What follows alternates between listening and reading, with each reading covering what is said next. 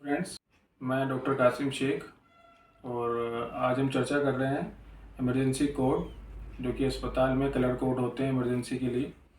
कि हर इमरजेंसी के लिए अलग अलग कोड बनाए गए होते हैं जिनसे जो हर कलर अलग अलग तरह की इमरजेंसी अस्पताल में शो करता है। तो मैंने इन इमरजेंसी कलर कोड के ऊपर कुछ सवाल की लिस्ट बना ली है, ठीक है, जिससे कि आपको अच्छे से समझा पाऊँ। सबसे पहला सवाल, इमरजेंसी कलर कोड्स क्या होते हैं? Emergency colour codes are used in hospital world wide to inform about any emergency situation in hospital to the hospital staff. Emergency code वो होते हैं जो कि हॉस्पिटल में स्टाफ के पास तक ये इंफॉर्मेशन पहुंचाई जाती है कि अस्पताल में इस तरह की इमरजेंसी हो गई है।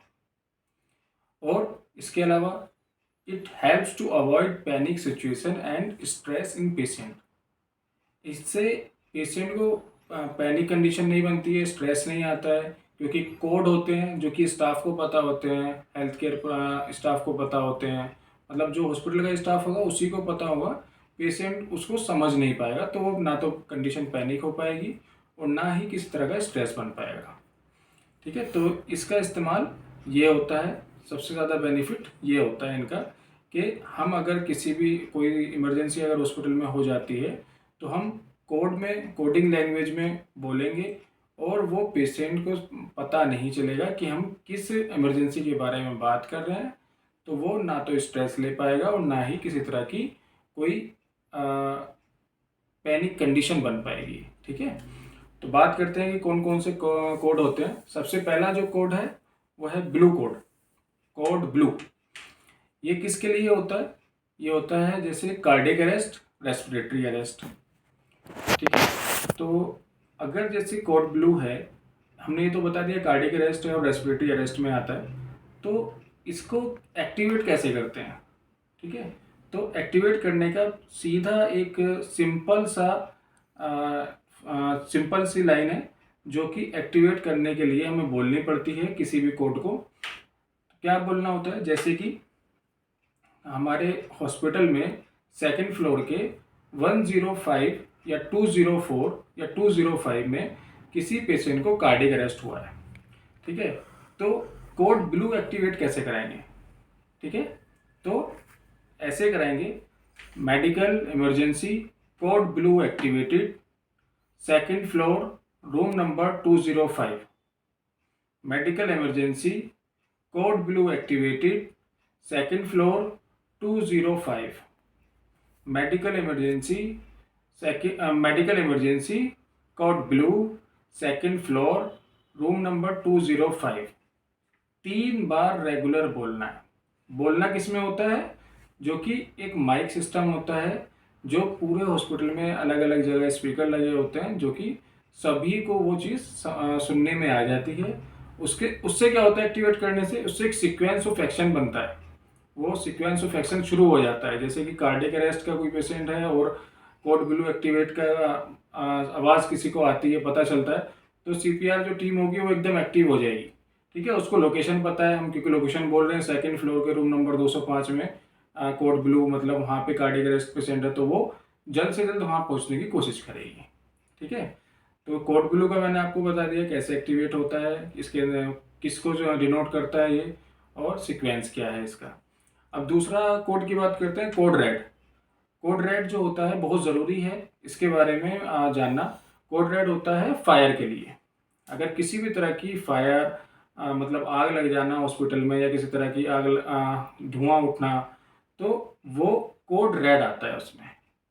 ठीक है, कोड रेड एक्टिवेट किया जाता है फायर के केस में।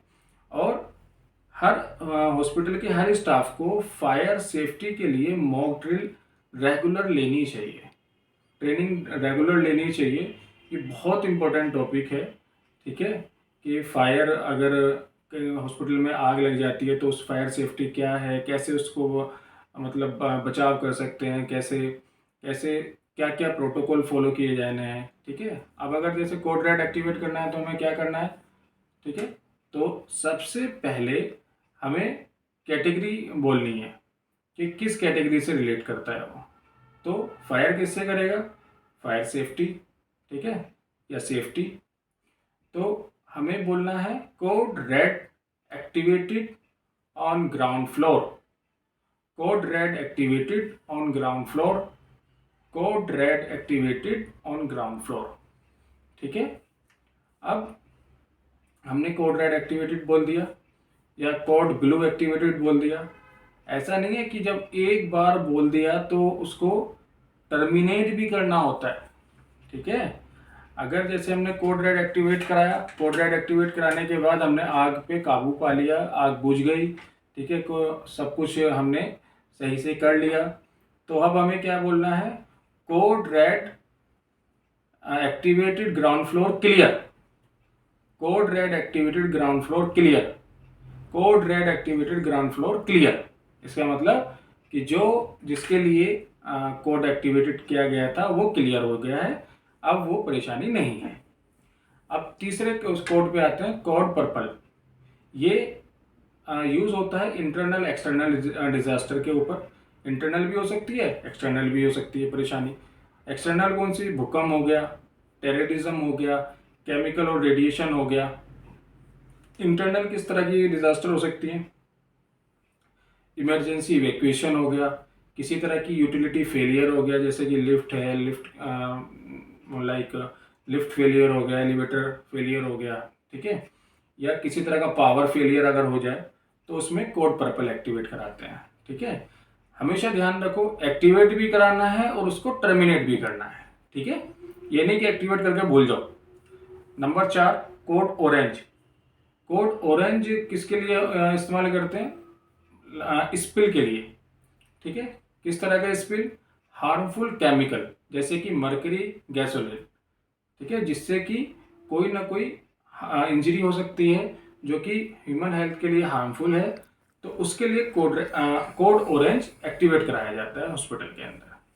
उसके बाद जो 5वां कोड है वो है कोड पिंक, जो कि अस्पताल में तब एक्टिवेट कराया जाता है या तो उसमें चाइल्ड एब्डक्शन हो, इन्फेंट एब्डक्शन हो, या पेशेंट मिस हो गया हो, ठीक है, पेशेंट नहीं मिल रहा हो, तो उस कंडीशन में कोड पिंक कराया जाता है एक्टिवेट। उसके बाद छठा जो होता है वो होता है कोड वॉयलेट। कोड वॉयलेट के अंदर क्या हो? सिक्योरिटी इमरजेंसी होती है।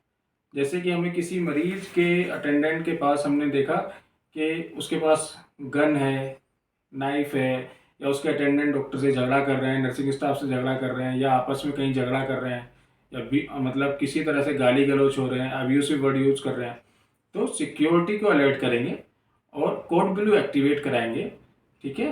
तो उससे ये रहेगा कि अगर जो सिक्योरिटी होगी वो आके वहाँ पे मैनेज करेगी, ठीक है। तो ये कोड वायलेंस के लिए होता है, ठीक है। उसके बाद जो सबसे लास्ट है वो है कोड ब्लैक। कोड ब्लैक जो होता है वो बॉम्ब थ्रेट के लिए होता है, ठीक है, कि भाई हॉस्पिटल में किसी पता चला कि भाई बॉम्ब है या किसी ने बोल दिया बॉम्ब के बारे में, तो कोड ब्लैक तुरंत एक्टिवेट कराया जाता है, ठीक है। ये अस्पताल में ज़रूरी है सभी को पता होना, क्योंकि जब एनएबीएच का ऑडिट होता है ना तो इन चीज़ों पे बहुत ध्यान दिया जाता है, और हर अस्पताल के अंदर एक बोर्ड बना के लगाए हुए जाते हैं हर अस्पताल में। जैसे कि हमारे अस्पताल में ये बोर्ड लगा हुआ है, ठीक है, ऐसे ऐसे बना जो कलर कोड्स होते हैं उनका एक बोर्ड लगाए जाते हैं, जो कि एनएबीएच के लिए ज़रूरी है, एनएबीएच की गाइडलाइन है कि लगे होने चाहिए, ठीक है। अस्पताल के किस विभाग से संबंध होता है? क्या इससे भी एनसी लग सकती है? बिल्कुल लग सकती है। अलग अलग जो डिपार्टमेंट है उससे लिंक रहता है। जैसे कि अगर फायर के लिए कोड एक्टिवेट हुआ और उसका मैनेजमेंट ठीक से नहीं हुआ तो फायर सेफ्टी की तरफ से एनसी लगेगी, ठीक है। उसके अलावा अगर स्पिल हुआ तो बायोमेडिकल वेस्ट मैनेजमेंट की तरफ से एनसी लगेगी। उसके अलावा अगर लाइक वायलेंस का हुआ, उसको अच्छे से मैनेज नहीं हुआ, तो वो जाएगा सिक्योरिटी या प्रोटेक्शन जो मैनेजमेंट होगा उसकी तरफ से एनसी पहुंचेगी उसमें, ठीक है। एनसी मतलब नॉट क्लियर। ऑडिट के दौरान संभवतः होने वाली गलतियां जो हैं बहुत सारी हैं, लेकिन मैं आपको एक दो गलती के बारे में बताता हूं कि अगर बाई चांस एनएबीएच ऑडिटर आते हैं और आपसे क्या पूछेंगे, आपसे पूछेंगे सबसे पहले कि कोड ब्लू के लिए क्या नंबर आपका हॉस्पिटल में यूज़ किया जाता है। अब हमें तो पता ही नहीं, हमें तो ये पता है कि भाई कोड ब्लू तो एक्टिवेट ऐसे करना है, ऐसे करना है, ये करना है, वो करना है। तो सबसे पहले हमें ये पता होना चाहिए कि हमारे हॉस्पिटल में इमरजेंसी कोड्स को एक्टिवेट करने के लिए कौन सा नंबर है। ठीक है, वो इस तरह से पूछ सकते हैं। फिर उसके बाद वो घुमा के सवाल पूछ सकते हैं कि सेकंड फ्लोर पे किसी कमरे में जो पेशेंट है वो अपने कमरे में नहीं है, तो किस तरह का कोड आपको एक्टिवेट करना है, वो एक्टिवेट करके दिखाओ। ठीक है, तो ये बिल्कुल ध्यान रखें। अगर किसी भी तरह से नहीं समझ में आ रहा है तो मुझसे पूछ लें, कमेंट कर दें मुझे। इसके अलावा मैं आपसे ये भी बताना चाहता हूँ कि इमरजेंसी कोड ये जो सिस्टम है बहुत अच्छा काम करता है हॉस्पिटल में। एक शांत वातावरण में मरीज के और जो डॉक्टर के बीच में जो वातावरण होता है बहुत शांत बनाए रखता है ये।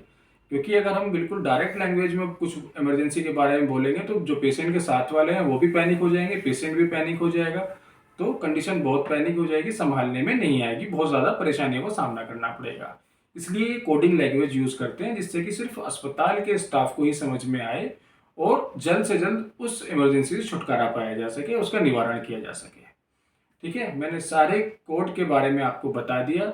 मैं आशा करता हूं कि आपको सब कुछ समझ में आए होंगे। एक बार मैं रिपीट कर देता हूं कि कौन कौन से कोड के बारे में मैंने आपसे बात की। Code blue cardiac arrest respiratory arrest, code red for fire, code purple internal and external disaster, code orange spill मतलब chemical spill, code pink abduction, child abduction, infant abduction या patient missing, code violet like violence, abusive words like झगड़ा जो भी patient के attendant कर रहे हैं doctor के साथ या नर्सिंग स्टाफ के साथ। उसके अलावा जो लास्ट है वो है कोड ब्लैक बॉम्ब थ्रेट। ठीक है, एक्टिवेट करने का तरीका मैंने आपको बता दिया कि अगर किसी भी तरह का आप कोड एक्टिवेट कर रहे हैं, जैसे कि एग्जांपल फिर से आपको दे रहा हूँ, जैसे कि सेकंड फ्लोर के 205 में अगर किसी को कार्डियक अरेस्ट हुआ है तो उस कैसे कोड ब्लू एक्टिवेट करेंगे, तो ये आप सुन लीजिए।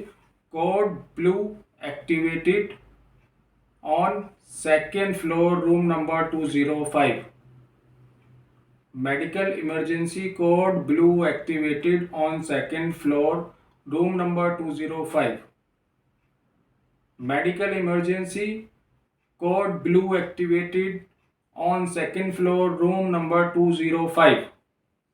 ठीक है, कोड ब्लू में ये जरूर बोलना है, medical emergency code blue activated on second floor room number 205। हमने इसमें कैटेगरी भी बता दिया, लोकेशन भी बता दिया, किस तरह की प्रॉब्लम हो सकती है उस तरह का हमने इशारा भी दे दिया। तुरंत जो CPR जो टीम है वो एक्टिवेट हो जाएगी और वो जो एक्शन होगा शुरू हो जाएगा और वो तुरंत उस लोकेशन पर पहुंचेंगी और इमरजेंसी को हैंडल कर लेंगे। ठीक है, जैसे ही आपको पता लगे कि इमरजेंसी हैंडल हो गई है का मतलब पेशेंट स्टेबल है, तो उस एक्टिवेटेड कोड को अब टर्मिनेट करना है। कैसे टर्मिनेट करेंगे?